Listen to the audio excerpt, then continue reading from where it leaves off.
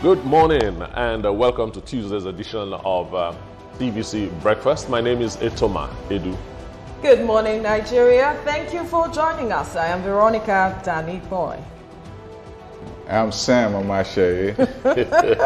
That's Uncle Sam for you. Good morning and welcome. It's Tuesday and this is TVC Breakfast. My name is Nelson Eta. Nelson Eta. Exactly. He's funkifying it. His name. If I give you the real pronunciation, you will laugh your head off. I don't go there. I'd like to hear that. But it's good to have you join us. Absolutely. Super Sam. It's good to see you today, as Sam. you mentioned, Sam. You know, we're all funkifying this thing today.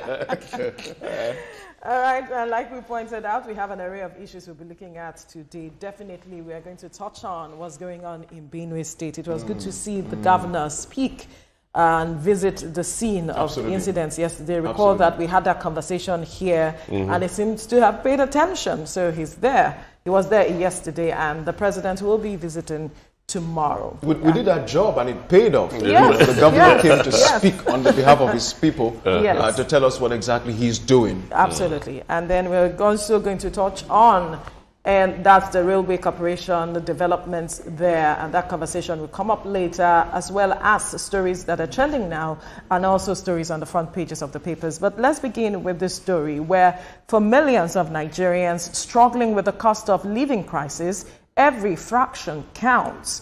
According to the National Bureau of Statistics, Nigeria's headline inflation rate has dipped to 22.97% in May 2025 from 23.71% in April. Although the figure remains high by global standards, this modest decline offers a glimmer of hope amidst persistent economic pressure. The NBS attributes the drop to a slight easing in prices of essential items such as food, transport, and energy. As the country enters the second half of the year, all eyes are on the next data point and whether this small improvement can translate into lasting economic stability for ordinary Nigerians. Isn't that a tall order? Yeah. Thinking that this will be a lasting ease for a majority of Nigerians. I guess what the writer was saying is if we keep having drops every month, yes, we will feel the impact, as it were. Because when we have stories like this, I always think of the man on the street who says the thing has dropped to 22 points. How? I'm not feeling it. So what I am praying for is a significant drop, a two-digit drop, like 10, 15 points down.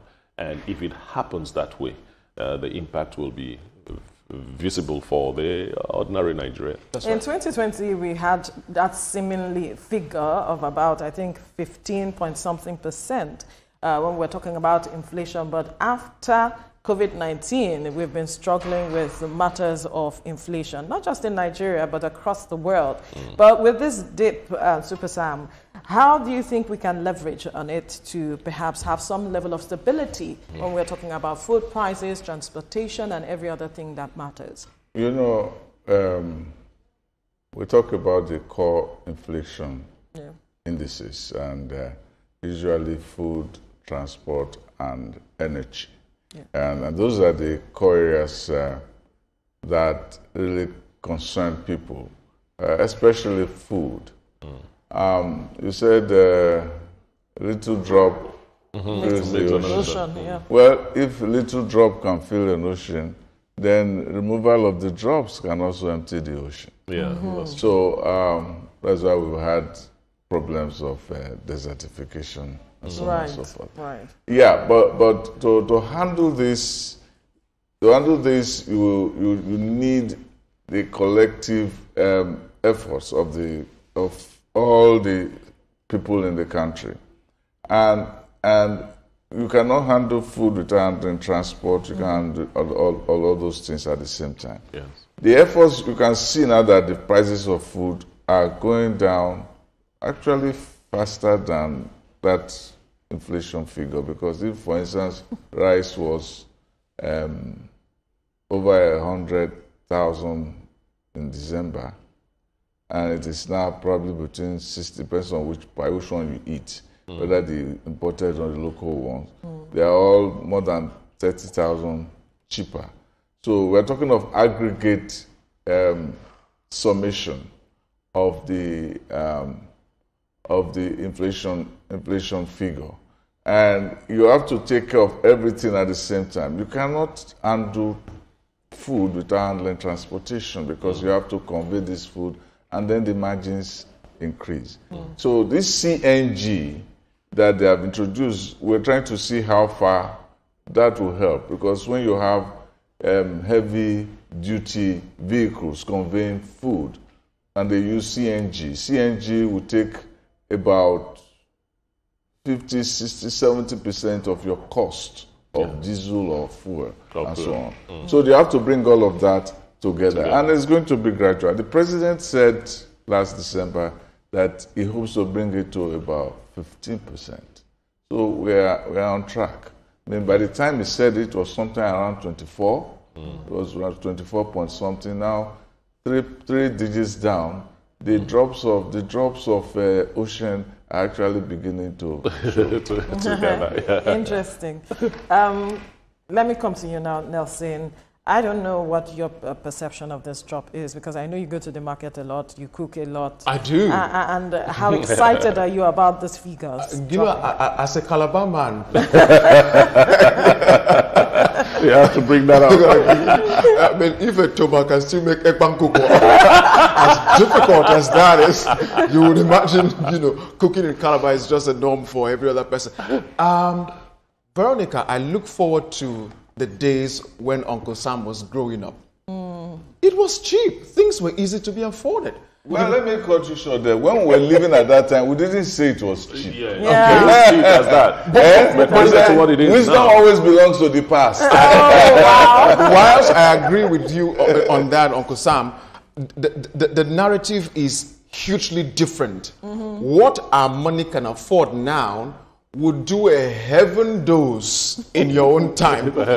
Now, whilst I understand also the comparative analysis and the economics and macro and micro that happened then and now, sir, we are looking for that day, Veronica, where we can still go to our market and be able to afford food without having to go through too much stress. Absolutely. To be able to, we talked about tariffs yesterday, ban A, B, and so on and forth, and we described it as neck wrecking. Really? I used to, you know, power my whatever with 1,000 naira, and I had quite a number of units. Now 10,000 can't even get you for a week. At all. So this is where we are now. And so we're glad that it's dropping. Like Thomas said, we wanted to drop heavily down. So we're able to afford everything. That's what the average Nigerian wants. I want to afford anything that I want to afford. We don't buy with data and statistics in the market. We buy with money. Well, data tell you where things are going. Yes, well, data tells you where things are. Data is actually for intellectuals, but the intellectuals are the ones that see it first before the other people do it. So that is the way it is. And band A, band B, band 3, we forget that we're all living on subsidies before. So they were not sustainable, and so I hope that we'll also see the fact that we were complaining that we didn't get light. Now that light is a little better, we're complaining that we're paying too much. Well, that will be in some areas. In more areas than before. Those that are paying. I've seen the light, however. I was having a discussion with my son, and he was saying that, look, I have to go back to school and all that. I say, hey, take it easy. I will take care of that maybe next week. He said, but it's next week I'm going. I said, look here, what I'm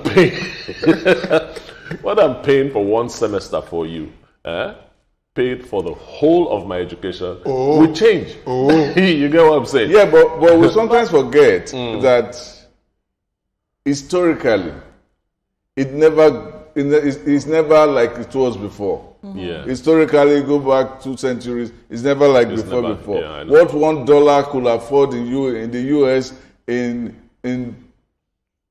20, what do you call it?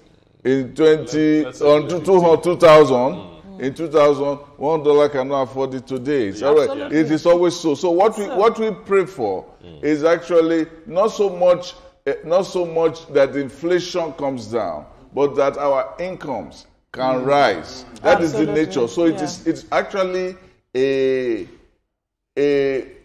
pan for productivity.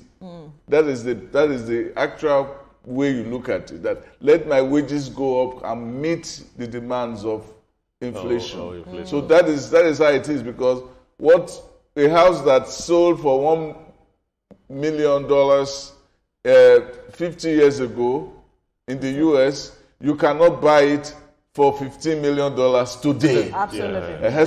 So when we talk about going to the past, in my school, when I was in Ife, they used to give us food ticket, 45 naira for 1 month. And you ate everything without 45,000. That means breakfast, lunch, and dinner. But you cannot go back to that period because earnings have changed, the values of money has changed. So we have to understand the sociology of money. Absolutely. And before when we are making this analysis, because this idea of looking back to the past can be. Super Sam, we join with that prayer. Let our monies increase. Exactly. This is not a church setting. You're willing to shake the pillars. But anyway, we'll have to leave the conversation here now. We'll take a breather. When we return, it will be time for the newspaper review. Stay with us.